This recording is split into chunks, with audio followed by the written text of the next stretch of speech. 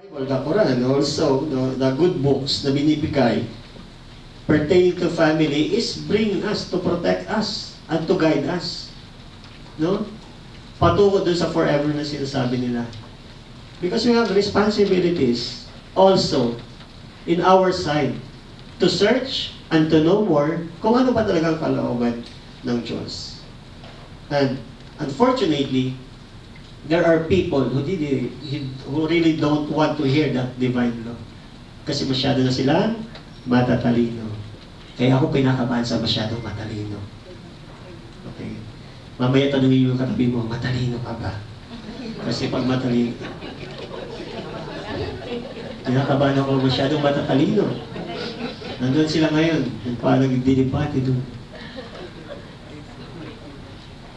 Parang napagin naman, aminin na hindi ka matalino, no? Na-stress kayo, no? So, sobrang talino ng tao, mas marunong siya kaysa sa Diyos. Doon na pumasok ang problema.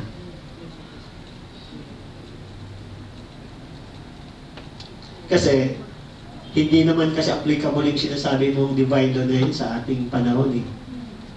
Ba't ko i-apply yan? Yun yun. Maglambas tayo sa Riles. Disconnect. So that's a very simple analogy. Pag ipagpilitan natin ang gusto natin sapagkat sobra tayong matalino, kaka-problema. Unless na naniniwala tayo na mas matalino ang Supreme God sa atin, kaysa sa atin, medyo doon tayo magsasubmit sa kanyang mga payo. That's why Proverbs about the family, punong-puno ang Proverbs ng advices about family. Kaya I really believe dito sa young women Christians, no? Pagpatuloy, sana lumago pa kayo. Kasi napakaraming mga young people right now. That's why I entered in a campus. Kasi no choice sila eh. Makikinig sila sa professors, di ba? Yung mga evangelizers outside to evangelize, medyo kung ang head ay hindi they don't want like mga ganyang advocacy, hinaharang. Kaya ako personally, I really share, no, na kahit tourism ang subject ko, pero I still want to inculcate to my students that pwede kayong matapos ng college. Pero pagkatapos nyo ng college, anong buhay nyo? Pag magpamilya kayo, anong buhay nyo? So, kailangan nung meron mga tao na nakakaunawa sa divine law, not because kailangan na ding maging patunayan na tayo ay totoong Kristiyano, but because gusto natin mabuhay ng matiwasay at maayos. First, in the context of our family. Ang tanong, is marriage a divine law? Sabi rito, marriage is a contract and is by its very nature above human law. Kaya, isa lang kasi yan eh. Ano ba ang mas mataas? Divine law or human law? Pag sabihin natin divine law, ito ba ay na-apply in the ground? At may warning rin ang good book, the Bible says that time will come that people ay masyadong magiging matalino at iisipin nila na mas matalino na sila sa Diyos. Sinabi naman yan. And it's happening right now. That they are saying that that book you're telling that divine law, that's not already applicable because it is against human rights. Narinig niyo na ba yan? Ba't yung kami sinusuppress? We have our rights. Eh ano ngayon? Gusto namin magpakasal. Pupunta sila sa bansa, consider yun. They have choices, but you cannot change. Ay problema nga lang dati sa Pilipinas, we are so very religious. No? Na medyo mahirap. Pero ngayon, sabi nga nila, there are some very intelligent people na pinupush talaga nila yung mga bagay na alam nila kahit mali. I don't know what is their motivation. But in God's in God's own perspective, he really believed that this divine law was instituted by God, subject to divine law, and cannot for that reason be rescinded by human law. Meron tayong mga ahensya. God also allowed that for a purpose, but we cannot change the standard of God. Pag Diyos na kasi pinag-uusapan, ay, huwag yan. Diyos yan. Ilabas mo yung walang Diyos, Diyos. Takot, di ba? Nakapasok na kayo sa institution na ayaw nila pag-usapan yung Diyos. Walang Diyos. And this happening. Na pag magsalita ka about God, gag-guidance ka. Noong panahon namin, pag hindi ka magpe-pray, tawagin ka sa guidance, ba't hindi ka nagpe-pray? Di ba? Ngayon, mag-pray ka, mag-guidance ka. So sabi nila, bakit nagpe-pray? Alam mo, nabawal dito, may ibang dito, di ba? Magsasign of the cross ka ba dun? O bakit hallelujah, hallelujah ko? Kapagsalita niya na. Pero noon, pag hindi ka nagpe-pray, ikaw pa, di ba? Wala, ba't hindi ka nagpe-pray? Nagpunta ka, kausapin ka doon ni sister. Hindi ka nagpe-pray. There's a big change. So how can we, ngayon, that is crisis, that's not a joke, and that is your apo. We're talking about next generation here. Hindi nyo ba alam na malayo-malayo na tayo? Sa katotohanan. Masakit pero yun ang totoo. But we're blessed kasi I really believe through the grace of God, we have like this na mababalansin natin lahat. Mababalansin natin lahat. Na ang pinaka-design ng Diyos, no? Ang design talaga ng Diyos ay mapayapa, maayos, at masayang pamilya. And that is the fact. Hindi natin, gusto ni Lord magulo. Gusto ni Lord nag-aaway-aaway ang pamilya. No. So ngayon, ang tanong, paano natin mapapursue yun? Yan ang pagtutulong-tulungan natin ngayon. That's why, how to preserve a good marriage. Sabi rito, no? I have a few outline. I just want to elaborate some points. Ang sabi ng isang good educator na the more you speak, the more that they will not learn. Naniniwala kayo doon? The more less na nag-speak ka, the more mas mabilis na umarating. And I really believe in that. I just want to point ang important points na gusto kong baunin ninyo. Huwag kayong mag-alala, buffet ito. Buffet ito ngayon. Appetizer pa lang ako. Mamaya ang main dish after lunch. Appetizer lang, so hindi ko na kailangan talagang baka ma-impatch tayo at bigay ko agad. The first and divine positive law concerns the duties of religious, especially the priests, pastors, imams, is derived from revelation. No? Sabi rito, he contrasted it with divine natural law which is recognized by reason alone. Okay? Without the aid of revelation. In theological perspective po itong sinasabi ko. The third positive law is independent states. It's the law deposited by the supreme power in the state. Okay. So actually, meron ng debate ito. Matagal ng pag-aaral ito. Narin ba talaga dapat ang masunod? Ang sinasabi talaga ng batas, and we have here a very good attorneys, no? Batas ba talaga ng batas, state ba talaga, o yung or sinasabi mong sinabi na Bible, not, I don't want to call Bible, no, the good book or ano man, kasi we have brothers also using the Quran or religious books. Nandun po kasi ang argument. Ano ba talaga ang dapat? Hindi ba pwedeng mag-reconcile ang divine law sa supreme power ng state? Kaya yung Amerika ngayon, di ba, nape-persecute? Ang sabi, ayaw nyo magpa-pray sa school. Ayusin nyo yun, in God we trust. Sa dollars nyo. Di ba? In God we trust, tapos ayaw nyo magpa-pray. Sinong God yun? Very generic ang God. Theologically speaking, there's two gods. God in this world and God there. Also, in God we trust. So, ito yung mga very simple, mga simple mga things na dapat nating i-ponder that nakasalalay po ang next generation. 20 years from now, ano kaya ang mga couple? No? Sa Pilipinas. Ikaw ngayon pa lang, marami na nababaw sila sa inyo. Ilan na po ba yung listahan niyo? Marami terminal po. Bigyan niyo po yung listahan, bigyan niyo lang sa aking address at saan sila dumadaan, ha? Para mabawas-bawasan ng problema niyo. Tulungan ko po kayo. Kasi kakausapin ko po. Wala po akong masamang gaya. So, biblical view, sabi dito, no, nandito, may mga Christian brothers and sisters tayo dito. Marriage is of God-given, voluntarily, sexual and public, social union of one man and one woman. Okay? From different families for the purpose of serving God. So ito isang theologian na nagsabi niya, but I just want to quote yung sinasabi doong voluntarily and sexual and public social union. So, we can see that ang Diyos, no, nakakaunawa rin siya sa ating mga sitwasyon. Siguro, that's why may pag-aaral na mas maganda daw, I don't know ha, pag-aaral na pag mga religious daw ang family, maybe they are Muslims, Catholic, Christian, basta religious sila, they really believe in this God, na gusto na magandang marriage, maganda daw yung kanilang buhay. So,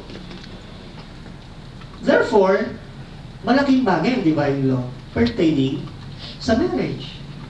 Kaya kung marami nagpapakasal, sabi tinanong, ano gusto mong kasal? Pare, pastor, civil. Diba? May mga ano sila, hindi, ano muna kay mayor muna kami, tapos pag may budget na kay father, kay pastor, may mga ganun sila. Pero, parang lagi natin babalikan, ano ba talaga ang gusto ng Diyos? With it pertaining to marriage, pertaining to family. Ano ang design? Because this institution, no, ang author ng institution ng family is God Himself. I really believe in that. And Philippines right now is in crisis. Marami ako mga estudyante. Most cases nila. Kasi I'm a teacher beyond classroom. Maniwala po kayo sa akin o hindi, pupunta talaga sa bahay ng mga estudyante ko. Walang bayad yun. Ginagawa ko yun. Because siguro, it's my own perspective. Mahal ko siguro ang ginagawa ko na gusto kong malaman kung bakit sila kakaganon. And pag nakikita ko estudyante, malungkot, tulala, hindi alam, magulo, bully, hindi ka ganun mag-judge. So, I will learn bakit siya nagkakanon. And then I have the opportunity to talk to the parents. Nakikita ko. In the end of the day, family. Family. So we must go back to the root. Tapos ang tanong, yun ba talaga ang gusto ng Diyos? That's the rule, the will. No. God designed a very, napakagandang design ng Diyos. Ang problema lang sa atin, we don't acknowledge that. That's why, ito po, sinasabi rito, ang gustong-gusto talaga ng Diyos is marriage is a good and stable institution. That's why you are here right now. Iba-iba man ang ating function, we are just like a digestive system. Hindi lahat nagpa-function, hindi lahat heart, hindi lahat, lungs, hindi lahat intestine in a one side digest in a system. Pag magtulong-tulong tayo lahat, magkakaroon ng magandang flow. Kung in a religious perspective, kung may mga tulong ang mga spiritual people, when it comes to theologians, pastors, priests, imams, to give a good advice pertaining to marriage, and then we have a good psychologists right here, mga ano natin, tulad nila Ma'am Paula, na may heart talaga mag-advise sa family. And then meron kayong mga blessed na mga dito, mga abogado or sa mga civil na marunong rin, may wisdom din. I-combine nyo lahat yan. Wow! Napakaganda. Ano po? And the last resort is, yon, yung mga taga-dasma. Dapat last resort na kayo. Na-curious ako. Parang gusto ko sumama sa tropa niya. Yes po. Pero parang naman si Father, tagahanting na ngayon ng mga pasawan. Okay. My dear brothers and sisters, ito mo sinasabi natin, no, that this human culture may seek to reinvent. Ito na. Gusto kong medyo, I don't want to be hard too much. Pero I have to speak with sincerity. Maybe we want to reinvent or reshape mga bagay-bagay in the name of the law, of civil law or human law. But under God, it is stand as an unchangeable foundation for the human life. I will not compromise. I still embrace the God's design or the divine law rather than the invention of human intellectual people. You know, mga kapatid, I just want to say mga